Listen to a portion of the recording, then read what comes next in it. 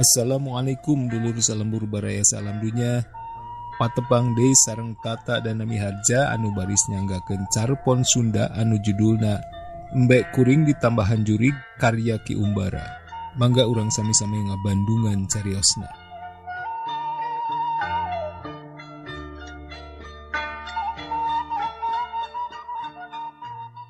Usaha kuring balantik embek. Di kuring mah da domba oge disebutna tembe bae. Geus taya nu bireuk kiper nata tukang embe urang bendungan, lain bae kajojo ku batur salembur, tapi ku urang lembur sajen oge. Memeh kanulian, boh nu rek ngajual, boh nu rek meuli. Daratangna teh tangtu ka kuring heula. Da eta cenah kiper nata mah gede tinimbanganana, taranga mumurah pedah nyaho nu rek ngajualna butuh pisan ku duit, taranga mahalkeun pedah nyaho nu rek meulina perlu pisan make. Eta kapercayaan nu rek kitu ku kuring dijaga pisan. Maklum rea saingan dari ade tukang embe teh komo dilangseh jeung di Cinagara mah galituk.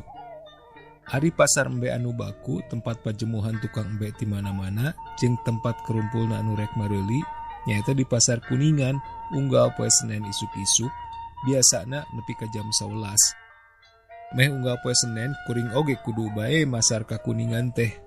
Jauhna ka Kuningan ti lembur kuring aya 8 kilometerna. Lalakon 3 jam lempang bari ngagiringkeun embe mah. Lantaran kudu muru isuk-isuk geus aya di pasar Kuningan, atuh indi teu lembur teh ungga-ungga oge sok janari bae.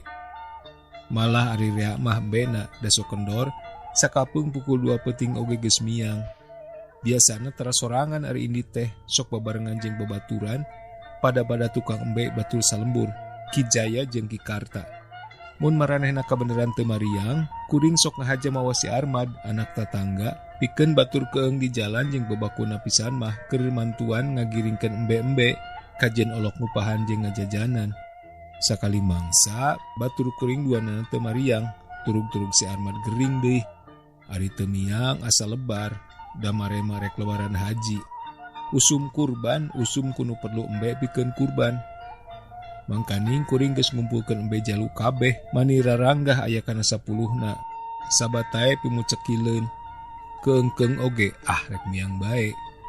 Ingetan teh batur keung mah engke oge di jalan papanggih jeung Ki Wira, tukang embe urang Ciawi Gebang anu biasana unggal-unggal oge sok paamprok di Oleced. Oleced teh nami tempat rupena. Pisukaneun rek indit, hujan terus-terusan ti isuk mula. Malah kasorenakeun mah pohara gedena. Rat-rat teh kira-kira pukul 11 peuting, Cisande caah mani unggar-unggaran. Pukul 2 peuting kuring miang teh, embe nu 10 tehan teu dibawa kabeh, ukur dibawa 5. Ingetan teh bisi ribuh teuing di jalana, eta embe-embe anu 5 ku kuring dikantetkeun malah henteu bisa paburincai. Nepi ka Oleced, Ki Wira tacan kasampak, di daguan saiheung-iheung teu jol bae. Kapaksa indit deui sorangan. Keungna mana taku, mangkaning ngaliwatan kuburan. Rada ripuh lempang teh, da kudu jig-jig bae, lantaran lain kuring nu nuntun embe, tapi malah kuring nu ditungtun ku embe jalu salima-lima. Ripuhna pisan, eta mun si jalu nu 5 teh dipareng beda kahayang, nu sawareh hayang terus, nu sawareh deui hayang balik, atau hayang nyetuan heula. Atuh pagunyeng-gunyeng. Rek ngaliwatan kuburan pisan, awak geus ruy-reuy. Inget kana beja. Cenah baheula Ki Sukandil bangsat gerot anu kakunang-kunang aya nu maehan. Mayitna gugulayunan digantung di eta kuburan. Kacipta matana buncelik, letahna elel-elelan. Mangkaning harita teh poek bulan, caang ukur reyem-reyem. Rei muringkak sabulu-bulu.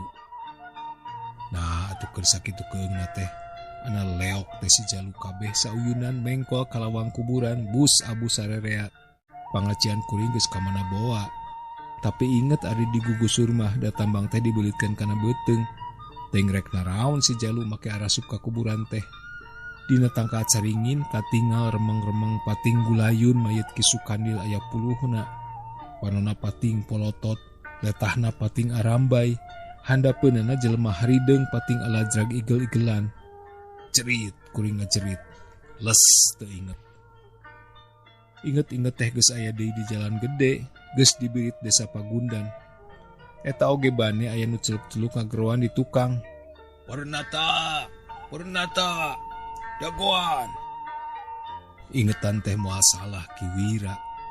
Bari ngarasakeun ka nyeri urut di gugusur jeung tidak ada lagor, sakuat-kuat kuring nahan si Jalu. Teu lila nu di dagoan teh geus pun cengis.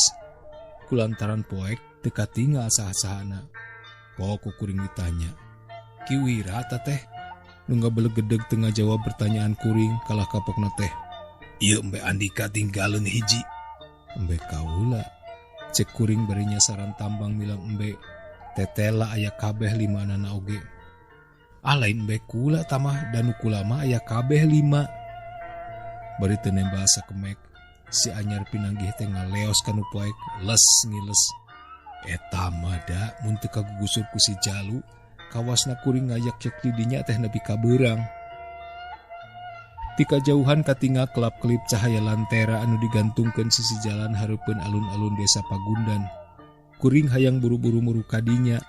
Angkanan teh rek ngadaguan beurang bae di alun-alun, kajen kaberangan datang ke pasar Kuningan. Syukur-syukur ge mun Ki Wira kaburu datang.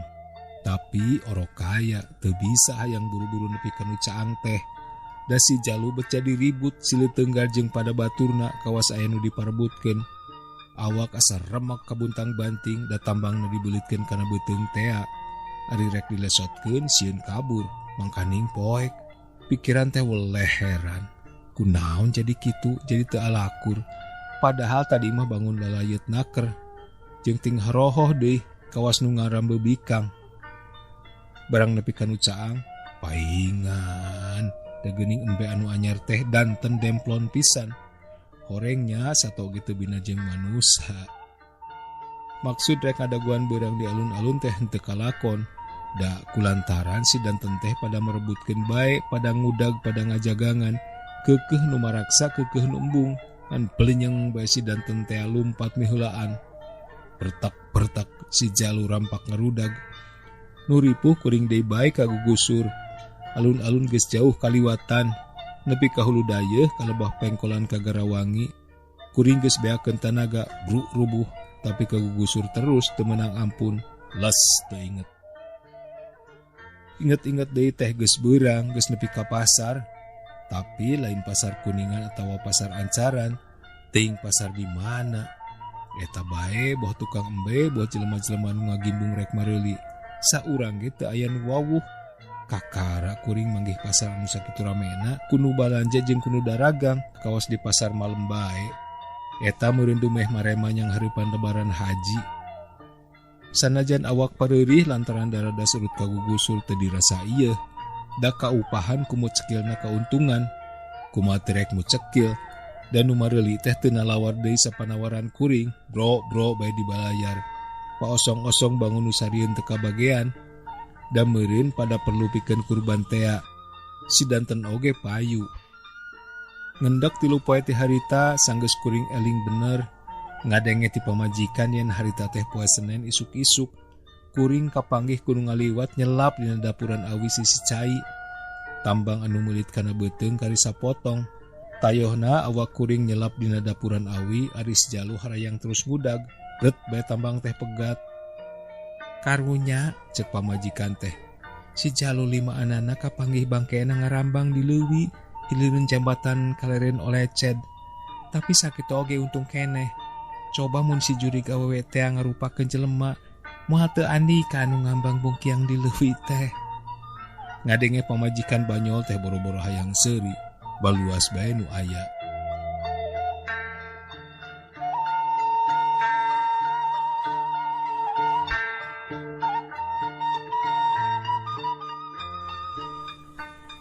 Cak duwi ka dieu heula baraya, insyaallah urang bari patbang di dina lalakon anu sanes. Hatur nuhun kana perhatosanana. Tata dan Miharja pamit, permios.